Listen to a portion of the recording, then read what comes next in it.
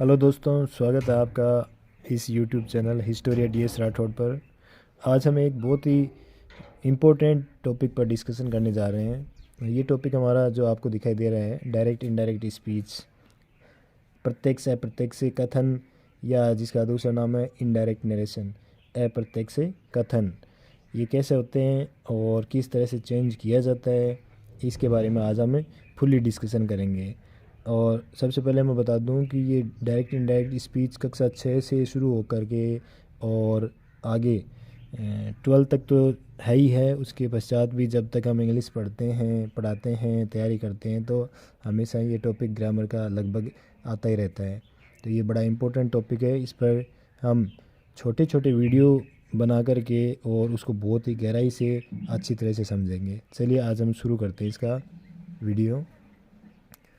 सबसे पहले हम देखते हैं, एक सेंटेंस है हमारा, he said I shall go home. उसने कहा मैं घर जाऊंगा। तो ये देखो, एक तो ये है सेंटेंस ही सेड, उसने कहा, और इसको कॉमा से अलग किया गया है, फिर इन्वर्टेड कॉमा है और उसके अंदर एक दूसरा सेंटेंस बंद है इन्वर्टेड कॉमा में, और लास्ट में फुल स्टॉप है। तो इस तरह का जो सेंटेंस होता है कि उसने कहा मैं घर जाऊंगा, तो ये उसकी जो उसने कहा था उसको हुबहू उसमें लिखा है, इसलिए उसको इन्वर्टेड कॉमा के अंदर बंद किए हैं। तो इस तरह का जो सेंटेंस होता है उसको हम डायरेक्ट सेंटेंस कहते हैं, प्रत्यक्ष कथन। ये प्रत्यक्ष कथन हो गया, उसका जो वक्ता द्वारा बोला गया कथन है, सेम टू सेम हम लिखते हैं, तो उसको कहते हैं डायरेक्ट नरेशन। अब इसको इनडायरेक्ट नरेशन में कैसे बदलते हैं, इसके क्या रूल्स होते हैं, इसके बारे में हम आज डिस्कशन करने जा रहे हैं। देखो, सबसे पहले हम समझते हैं कि ये जो कॉमा से बाहर वाला है यहाँ तक, इसको कहते हैं रिपोर्टिंग वर्ब, आर वी, शॉर्ट में हम आर वी बोलते हैं, रिपोर्टिंग वर्ब। और जो इन्वर्टेड कॉमा के अंदर का जो सेंटेंस होता है उसको बोलते हैं reported speech, R S. Short में हम आर वी और आर एस यूज करेंगे जब हम सीखेंगे रिपोर्टिंग वर्ब और रिपोर्टेड स्पीच।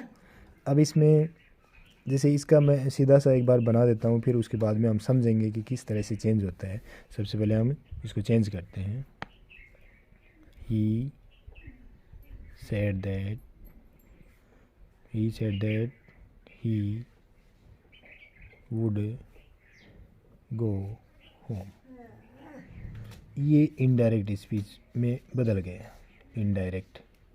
अब ये इनडायरेक्ट में बदल गया, कैसे बदला हमने, देखो यहाँ पे क्या चेंज किया, ये क्यों चेंज हुआ, ये क्यों चेंज हुआ, देखो ये इसमें नहीं है, फिर ये देखो साइन, जितने भी मार्क्स हैं वो सब हट गए, तो ये क्या रूल्स हैं। तो चलिए हम इसके बारे में डिस्कशन करते हैं। सबसे पहले हम बात करते हैं कि आरवी में चेंज क्या होता है, क्यों होता है। आरवी में चेंज आर एस सेंटेंस के जो भावार्थ हैं उसके अकॉर्डिंग इसमें चेंज होता है। और कितने तरह से होता है ये हम सेंटेंस बाय सेंटेंस जब हम बनाएंगे, चेंज करेंगे, तो हम सीखेंगे कि असर्टिव सेंटेंस में किस तरह से चेंज होगा, आरवी में इंटरोगेटिव सेंटेंस में किस तरह से चेंज होगा, इम्पेरेटिव सेंटेंस में क्या चेंज होंगे, और एक्सक्लेमेटरी सेंटेंसेज हैं उसमें किस तरह से चेंज होगा। तो ये अलग अलग है, हम टॉपिक वाइज जब हम उसको सेंटेंस को लेंगे तो डिस्कशन करेंगे। और यहाँ हम कनेक्टिव्स की बात करते हैं, जो जोड़ने वाले शब्द हैं, जैसे इसमें है, तो इसका भी एक रूल्स है। और इसके बाद इसमें देखो, ये जो प्रोनाउन चेंज किया हमने, देखो यहाँ आई था और यहाँ ही हो गया, इसका भी एक टेबल है, इसको मैं अभी समझा रहा हूँ। और एक यहाँ पे टेंस में भी देखो चेंज हो गया, सेल विल सेल का शुड या वुड हो जाएगा। तो ये क्यों हुआ, चलिए अब इसके बारे में एक एक करके हम डिस्कशन करते हैं। सबसे पहले हम बात करते हैं कि आरवी में अगर प्रेजेंट टेंस या फ्यूचर टेंस हो तो हम आगे कुछ चेंज नहीं करते हैं, टेंस में चेंज नहीं करते हैं। आरवी केवल पास्ट टेंस में होगी, जैसे ये से की सेकंड फॉर्म है सेड, तभी हमने यहाँ देखो टेंस में चेंज किया है। एक बात तो ये ध्यान रखना है। दूसरी बात कि इसमें जो पास्ट टेंस आएगा तभी हम इसमें चेंज करेंगे यहाँ पे टेंस में। और यहाँ टेंस में किस तरह से चेंज करेंगे ये हम एक एक टेबल वाइज देखेंगे। सबसे पहले हम बात करते हैं इसकी प्रोनाउन चेंज कैसे होता है यहाँ। तो प्रोनाउन चेंज करने का एक छोटा सा फार्मूला है और वो फार्मूला है SON, सन बटे 1 2 3। इसको हम शॉर्ट में समझते हैं। देखो सन बटा 1 2 3 कैसे होता है। एस का मतलब है सब्जेक्ट। अगर हमारा RS का सब्जेक्ट है वो फर्स्ट पर्सन है तो हम इस पे जाएंगे और ये जो RV का हमारा सब्जेक्ट है उसके हिसाब से चेंज हो जाएगा। RS का जो फर्स्ट पर्सन है वो हमारा RV का सब्जेक्ट के अकॉर्डिंग चेंज हो जाएगा। ठीक है, उसके बाद हम दूसरा चलते हैं। अगर हमारा RS का जो ऑब्जेक्ट है हमारा RS का ऑब्जेक्ट अगर यहाँ आता है कोई प्रोनाउन की बात कर रहे हैं, RS का ऑब्जेक्ट प्रोनाउन में आता है तो वो अगर RV का जो ऑब्जेक्ट है उसके अकॉर्डिंग चेंज होगा। और थर्ड पर्सन है, ये जो थर्ड पर्सन है वो चेंज नहीं होगा। Third person no change. एक बार दोबारा रिपीट करते हैं हम। हमारा फर्स्ट पर्सन है वो सब्जेक्ट के अकॉर्डिंग चेंज होगा। अगर हमारा यहाँ सेकंड पर्सन आता है सेकंड पर्सन फर्स्ट पर्सन तो हो गया सब्जेक्ट के अकॉर्डिंग। अगर यहाँ सेकंड पर्सन होगा तो ऑब्जेक्ट के हिसाब से, यहाँ जो ऑब्जेक्ट आएगा उसके हिसाब से जो हमारा यहाँ सेकंड पर्सन होगा उनका चेंज हो जाएगा। और अगर हमारा जो थर्ड पर्सन आता है, यहाँ पे थर्ड पर्सन आता है तो वो नो चेंज, अनचेंज रहता है, वो हमेशा अनचेंज रहता है। तो इस तरह से हम प्रोनाउन में चेंज करते हैं। चलिए इसको हम उदाहरण से समझते हैं। जैसे एक उदाहरण ले लेते हैं हम। ही said to me, ये कोमा नहीं है, यहाँ है coma. He said to me, I am not well। तो अब हम इसको चेंज करते हैं। तो पहले है सब्जेक्ट को वो लिखते हैं। अब सेड टू इसके अकॉर्डिंग चेंज होता है। ये अगर असर्टिव सेंटेंस है तो इसको सेड टू का टोल्ड में चेंज हो जाता है। और फिर ऑब्जेक्ट भी सेम सब्जेक्ट और ऑब्जेक्ट सेम लिख देते हैं। केवल RV का जो वर्ब है वो सेड टू है तो टोल्ड में चेंज हो जाएगी जब ये असर्टिव सेंटेंस होगा, ये स्टेटमेंटल सेंटेंस होगा तो। बाकी अगर और तरह का सेंटेंस होगा तो अलग तरीके से चेंज होगा। और ये असर्टिव सेंटेंस है तो यहाँ कनेक्टिव कोमा हटा देंगे और कनेक्टिव के रूप में डेट लगा देंगे, that. He told me that. अब यहाँ देखो आई कौन सा पर्सन है, फर्स्ट पर्सन है। तो फर्स्ट पर्सन होता है तो हम किस पे चले जाते हैं, सब्जेक्ट पर। फर्स्ट पर्सन होती है सब्जेक्ट पर, तो हमारा सब्जेक्ट कहाँ है, ये।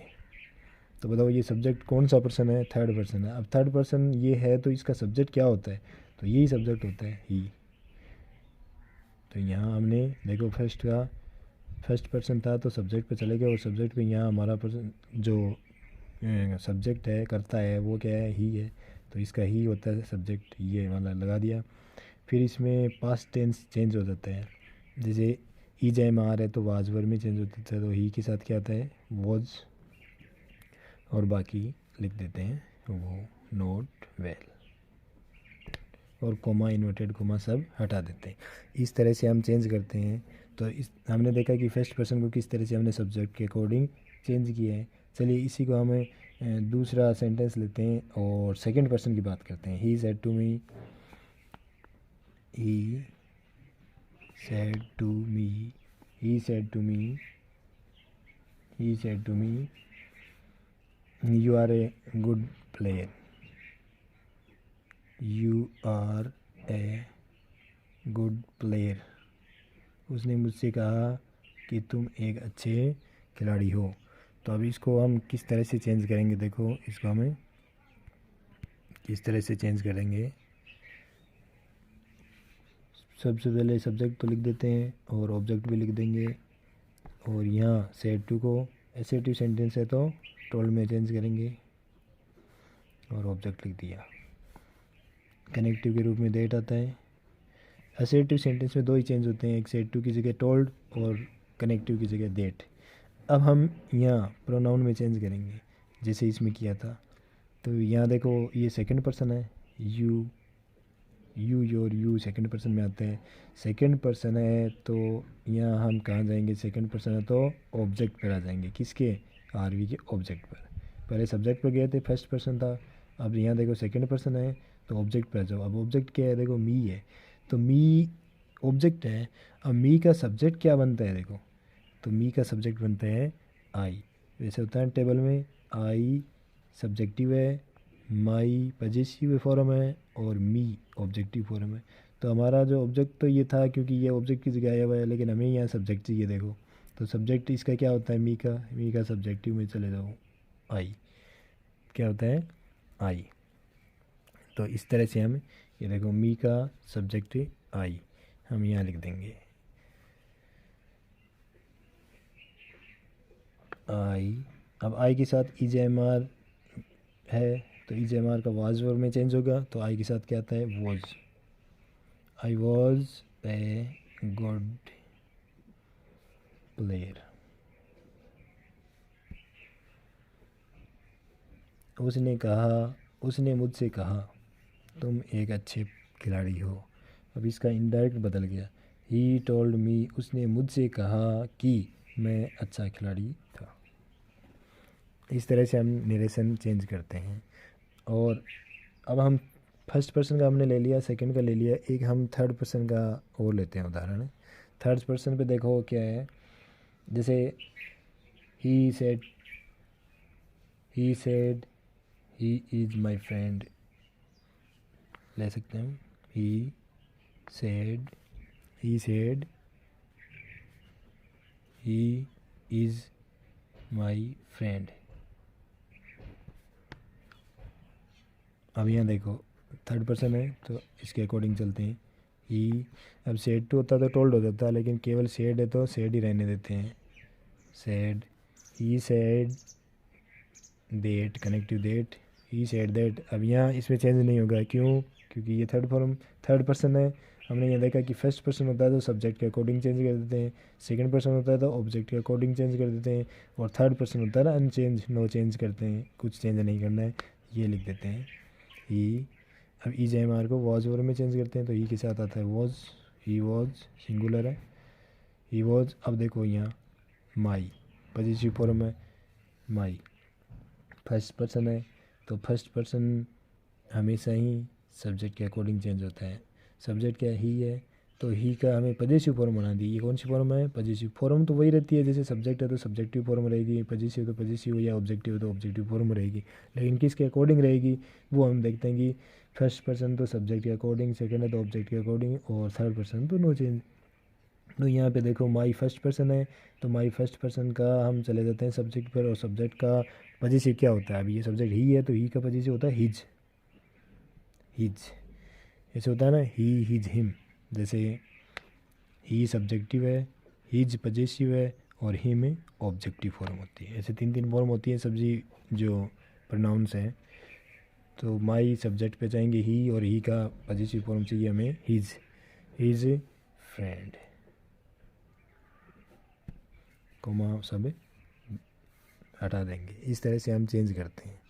तो ये हमने देखा कि हमने तीनों फर्स्ट पर्सन, सेकंड पर्सन और थर्ड पर्सन अगर आते हैं हमारे RS के अंदर है तो उसको किस तरह से हम RV के सब्जेक्ट और ऑब्जेक्ट के अकॉर्डिंग चेंज करते हैं, और अगर थर्ड पर्सन है तो अनचेंज रहने देते हैं।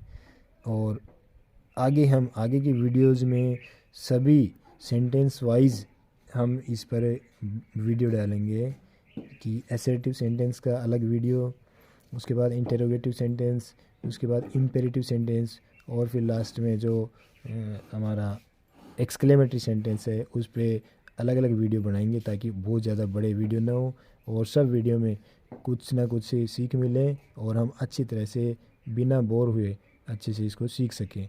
इसके बारे में अच्छे से वीडियो अलग से डाले जाएंगे, 3-4 वीडियो और हो जाएंगे। और ये बड़ा इम्पोर्टेंट चैप्टर है, इसलिए हम इसको थोड़े वीडियो में सीखेंगे। Thanks for watching.